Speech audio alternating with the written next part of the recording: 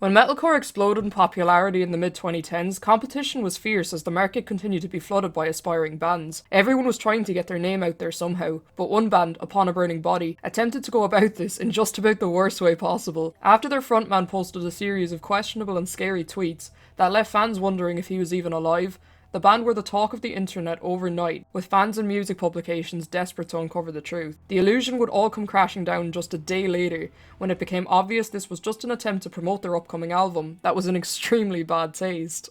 Today we'll be revisiting the Hoax Upon a Burning Body pull during their third album cycle, where they pretended their vocalist Danny Leal was missing, potentially having been kidnapped. It's so wild looking back on this, like, of all things. Why? Before we get into this video, the majority of people who watch my channel are not currently subscribed. If you're not subscribed, please consider doing so. I'm really hoping to hit 5k in the first quarter of this year, so I'd really appreciate it. Anyways, with that being said, let's get into the video. Upon a Burning Body are a metalcore band from San Antonio, Texas that formed in 2005. You might know them from their appearance on Punk Goes Pop Volume 6. They covered Turn Down for What with Ice-T. That's where I know them from anyway. They have been modestly successful over the years, riding the wave of popularity metalcore had throughout the 2010s, being signed to Sumerian Records for their early releases, and seeing some charting success on the US heat and rock charts. This incident would occur as they were preparing the release cycle for their third studio album, The World Is My Enemy Now. The band are still decently successful today, having released 4 more albums since this album cycle, the last of which was released last month actually, as well as an EP. That being said, despite the time, they've never managed to fully shake the reputation of doing this publicity stunt.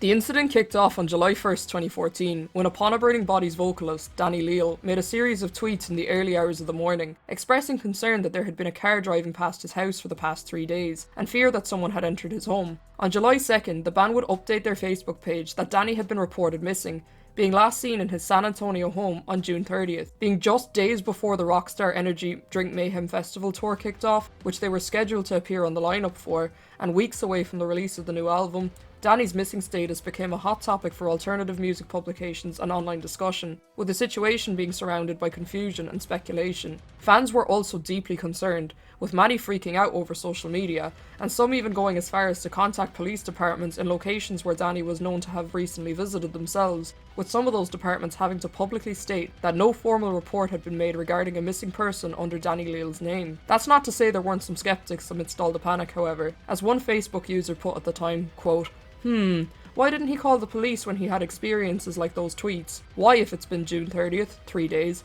is he not on the legal missing persons list? The new album is called Taken. Come on, hipster, I'm not gonna say that word. This isn't a coincidence. That post makes the situation feel really dated. I'm not sure if they changed the name of the album throughout the whole process of the release cycle, or if this person was just pulling the name Taken from nowhere. But they're kind of right, it feels like no real thought was put into this decision at all. It wasn't something that could be stretched out, as it was pretty see-through from the get-go, and it was only a matter of time before it was going to get debunked anyway. Not long after the hoax kicked off at all, and by that I mean literally the next day, the entire thing was revealed to be an ill-conceived act of fraud.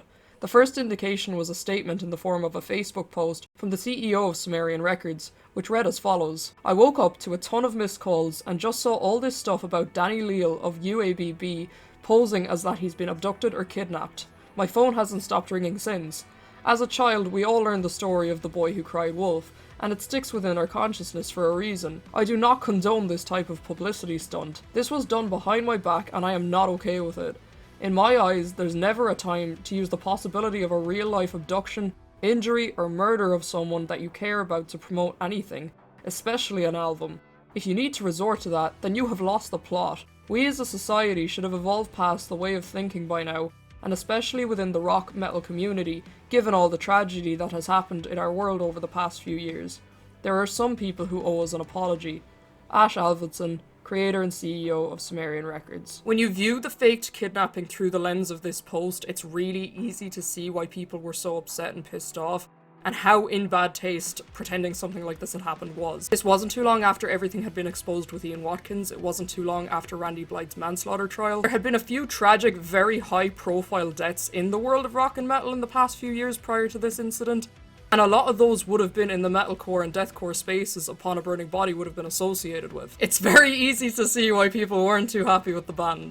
The same publications that had been frantically reporting on Danny's whereabouts and status the previous day were now uploading articles condemning the band's decision to do this, reporting on the statement made by Alvidson, and claiming that the band had continued posting status updates to their Facebook page that did not address the situation at all, including promotion of their new single, Red Razor Wrists. This was met with some anger and criticism by fans who didn't approve of the band's way of going about drumming up interest in their upcoming release. The band would go on to post the unreleased album cover with Leal tied up in the background, confirming themselves it really had all been a publicity stunt. The band continued to go ahead with their performances at the Rockstar Energy Drink Mayhem Festival tour, and the album The World Is My Enemy Now would be released on August 12th, actually receiving some positive feedback despite all the scrutiny the band were under at the time. Leal would appear on collaborator R.P.C'S Final Level podcast in late July to discuss the situation. I'm gonna put what he said on screen because I nearly had an aneurysm trying to read this out. It doesn't really make sense. He followed this up by defending the stunt as, quote, entertainment and a means of promoting their record. Interestingly, despite the public condemnation from Sumerian Records Online, Upon a Burning Body definitely did remain signed with them after this.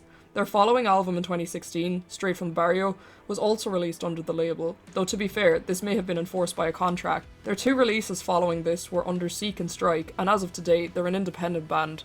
According to a 2016 Alternative Press article, the band doubled down in the years since the incident and continue to refuse to apologise. Naturally, this incident has gone down as one of the worst PR stunts in the history of rock music, and like I said earlier in the video, its correlation with their name has continued on throughout the years, despite the band having some lineup and image changes since then. If you've watched all the way to the end, thank you so much for sticking with me. Do you like Upon a Burning Body? I never got really into them myself because the metalcore I listened to was kind of confined to the bands that I listened to when I was 13.